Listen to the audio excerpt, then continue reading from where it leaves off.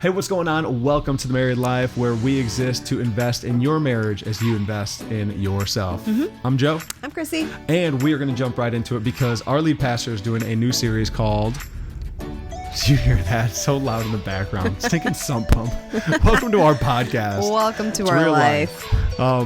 But it's called Rip Up the List. And so here's the question to start off with. Do you have a list of things that your spouse has done to you in the past? Some sort of past hurt, past loss of trust. Have they lied about something, hidden something? What else? Well, maybe you have a list of unmet expectations or uncommunicated expectations that you have this running list in your head of they need to do this, this, this, and this without me asking. Right. Even something like we've talked about on TikTok lately, and so many people get upset about is that, well, he should understand the chores he needs to do. Yeah. And it's like, right, but you haven't expressed that because men and women think very differently. And it's just not men and women, it's spouses think differently.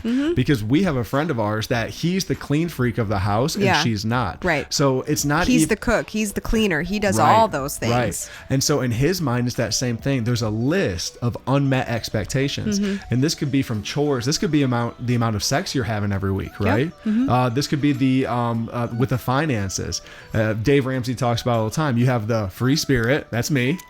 And then you have the nerd. Nerdlet. That's you. The free spirit wants to spend everything that touches their hand as soon as they get it. And that's me. Like, as soon as I get it, I'm like, ooh, what can I buy with this? Even if it's $1. The nerd struggles on spending any money. So there has to be that communication of, okay, what are we spending on? Obviously, bills. What are we saving for? And then what are we doing to have fun? Because if you don't have some fun, we're not doing anything. Yeah, exactly. We're getting completely out of debt. And we're not going to have any fun doing it. It's not fun. And you know what? So there's also the expectations of helping with kids. What does that look like? Yep. You're a stay-at-home mom. When I get off work, what are those expectations? A lot of times people do not express those out loud. So what happens? Right. Tell the people. I know you know what happens. The mom goes crazy. That's it. Fighting, lack of intimacy, just a lack of respect. I mean, I talked the other day about just losing respect for the role that your spouse plays within your marriage. And so a lot of things can happen when you don't communicate these expectations. Yeah. And what we've seen on TikTok recently is a lot of people communicate, well, if they do it, then I'll do it. And they're like saying like that spouse has to take the first step. And something we have preached for so long, it's because what we live by is it's 100-0. Yeah. Even if Joe does 0, Krissy's trying to give 100%. Even if Krissy's given 0, Joe's trying to give 100%. Because here's the thing, there are those days. You have to have the mentality of you don't want your spouse to do everything. You have to man up or woman up and say, hey, like this is my responsibility too. But sometimes, like after giving birth, maybe you're sick, maybe you lost a job. Sometimes as a spouse, you give 0 and your spouse needs to give 100. Yeah. It's so true. So if you're waiting for them to carry the load, you're just going to keep a list running in your mind of, well, they missed this again. They missed this again. They didn't do this again. And then you start comparing yourselves. And what happens is you stop giving grace to your spouse and you start seeing yourself as the victim. Yeah. And then all of a sudden you become enemies and you start butting heads and pointing fingers. And again, the list just keeps going at it and at it and at it. And it gets longer and longer and longer. And then bitterness sets in, unforgiveness sets in, and all that kind of stuff. Yep. So we're going to talk about briefly ripping up the list. Again, our lead pastor, Pastor Mike Signorelli, actually has a reading plan on the Bible app that you can jump on. We're doing a free marriage conference that is coming up on February 18th. So this will be out a few days before that. So if you're listening to this before February 18th, 2022, you can jump on that. It's going to be in Indiana, in Long Island, and on Zoom. So if you can't make it in person, it's free. Tune in. So we'd love to have you there. But again, we want to invest in your marriage right now, and we want to help you with what it looks like to truly rip up the list. Yeah, that's good. So in Luke 9:23, it says, if anyone would come after me, deny himself and take up his cross daily and follow me. That is really, when it comes to ripping up the list, it starts with, because it comes to ripping up yourself. What your desires are. You even said it great today when we were at Panera and we were on a date and talking about this, but it starts with humility. Yeah. Like what would your marriage look like if you humbled yourself? Because honestly, we don't deserve anything. Like I don't even deserve you. Yeah. I don't deserve our children. It's when we come to this place where I deserve this and I deserve that. You know, you might have worked really hard for some things, but honestly, we don't deserve anything. And we should be humbled and say, God is so gracious to give me these crazy kids that are running around my house, or a husband that actually does work hard and provide for this family. You know, maybe he is tired when he comes home, but honestly, we don't deserve any of it. And if we could humble ourselves and be the one that starts the cycle of like giving that grace, like you said, somebody, I mean, it is 100-0, but somebody has to start that cycle up, and it's going to be you. Yep. You know, one of the things that the Bible talks about in Ephesians is that men, that they love to be respected. Like that's something that fuels us, respect. Yeah. And that when it comes to the woman, what fuels them is being loved.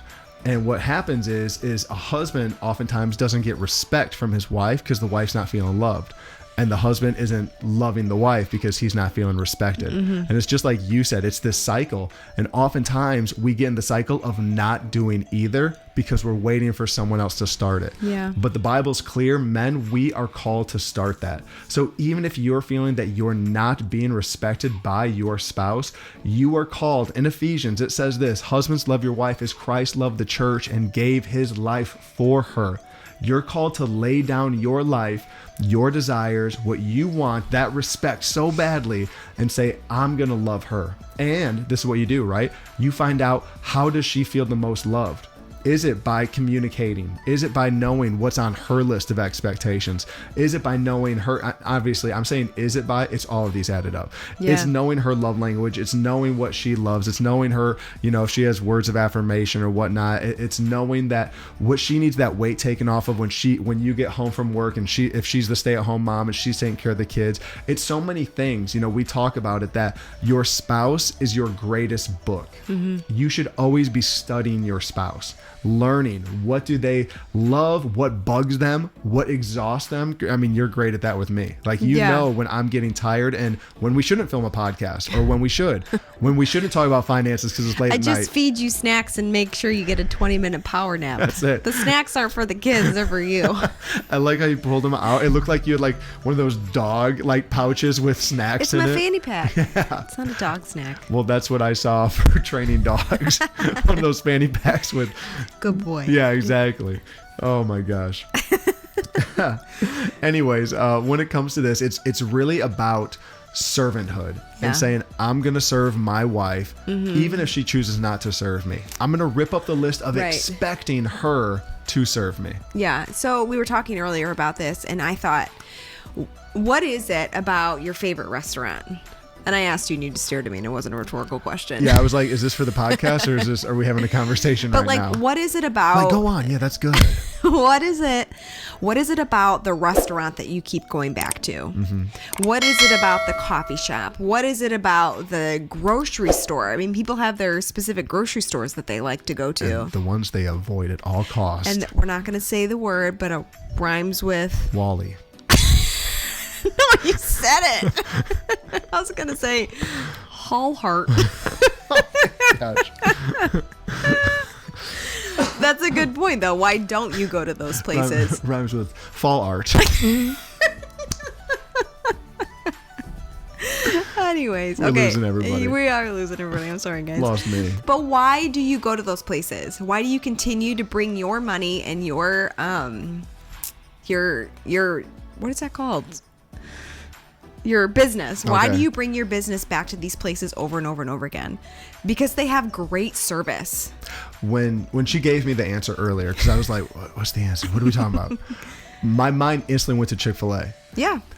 You know what I think is so funny right now? When you look at McDonald's, Burger King, other restaurants that are trying to put out chicken sandwiches, like they're all advertising chicken sandwiches, and they are missing the reason Chick-fil-A is so popular. They're probably pretty okay sandwiches. They're probably better. Probably. But Chick-fil-A has the service. It's the service. You continue to go back to your favorite places because of the service, even the atmosphere. And it's the same for your home. Come on. I don't go to a restaurant so I can give them. But if I can go there and be served and loved and just love the atmosphere and the people there, I want to keep coming back. It's so good. So if you want your spouse to love your home and to want to keep coming back and can't wait to get home until they get after work.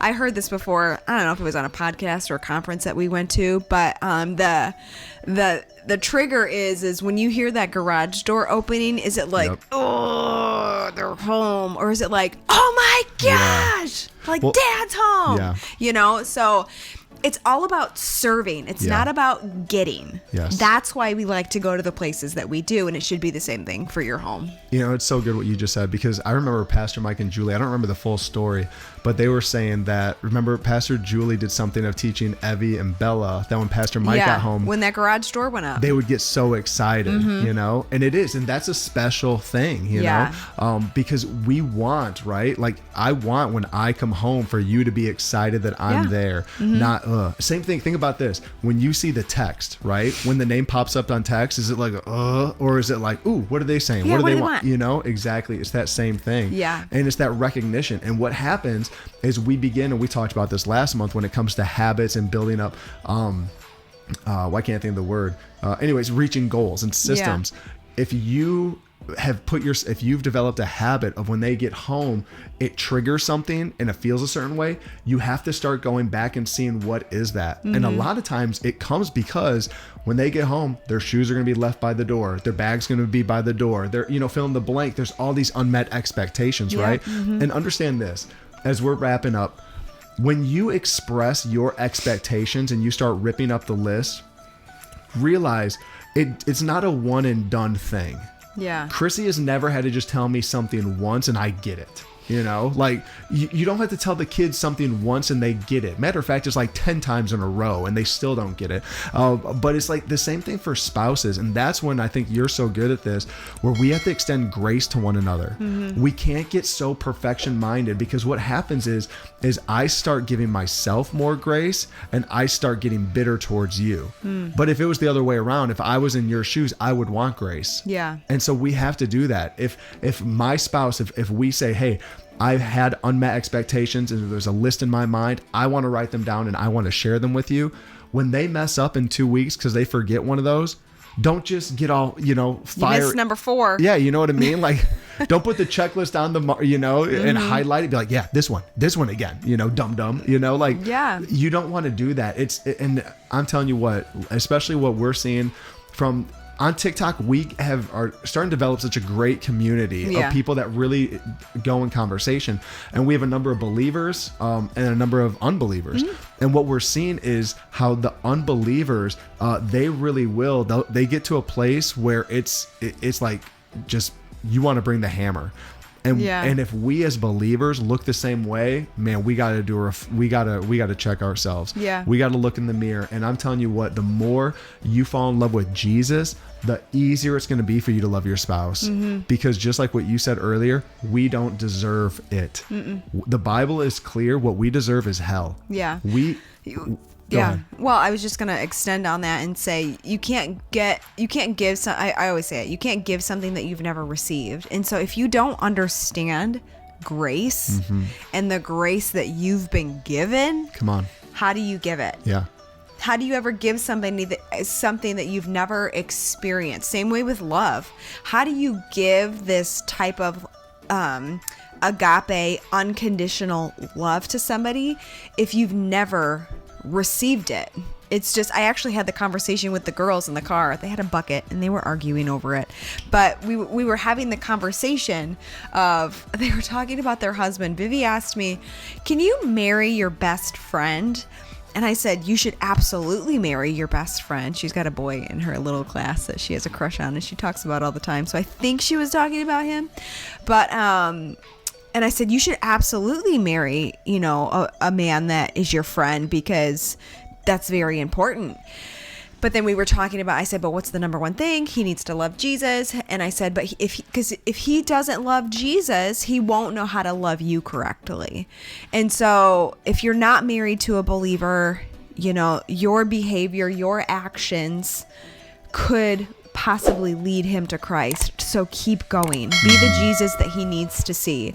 Yep. But if you are both believers, you need to understand and study and know God's love and God's grace so that you can extend it to each other. And you cannot point fingers because you're not perfect. Yep, that's it. I don't extend grace like I should all the time to you or the kids, and I probably don't love like I should all the time. And so knowing that you're not perfect, you know, you can't expect that from your spouse. Yep. Just to end it, you know, something that Jimmy Evans says a lot is that grace is getting what you don't deserve, and mercy is not getting what you do deserve. Mm-hmm. And I think when you understand that and you start walking in that every day of, man, I truly am getting what I don't deserve. Right. Like, man, that's amazing. Mm-hmm. Then we can extend that to our spouse. Yeah. And we can truly rip up the list. Mm-hmm. That's extending grace. Yep. Ripping up the list, because God has a list of our sins. And he chooses to rip it up. He chooses to rip it up and say, no, I'm extending grace. And then mercy is not getting what you do deserve. He's even saying, listen, not only am I ripping up the list, but I also have a home for you in my kingdom. Like, I don't deserve that. It's amazing. So anyways, you know, like, obviously this is The Married Life, you know, Joe and Krissy. And if you want to help support our ministry, you can go to themarriedlife.org. You can give right there. There's a give button. Also, we have a store that's up. Krissy's been working on some other stuff that'll be up in the next couple of weeks, which she's excited about, like a wifey hoodie, a wifey nightgown. I'm going to get one for my wife because it's going to look good on you. Anyways, there's going to be a number of things up there. So obviously you can donate to the ministry. Plus we have different things that are available for purchase, like our sticky notes. Yeah, I love you sticky notes that Krissy and I do in the morning. We put those by our coffee and on our mirrors and stuff. And so you can buy those. You can put them on your coffee cups for your spouse. You can put them in your lunch boxes. We do that for our kids. Yeah. Just different things. It says I love and then just blank and you fill it in.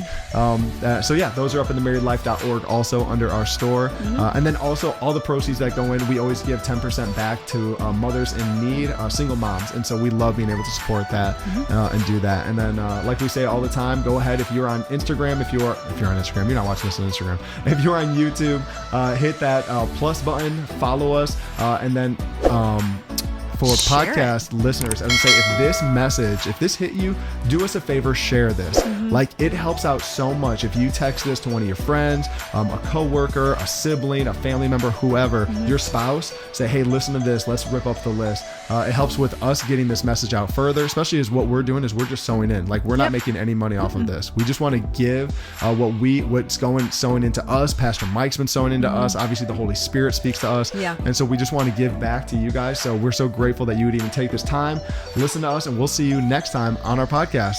Thanks for stopping by. I was going to say thanks for visiting. That's Mr. Rogers' neighborhood. Hey there, neighbor. Bye, guys. See you guys.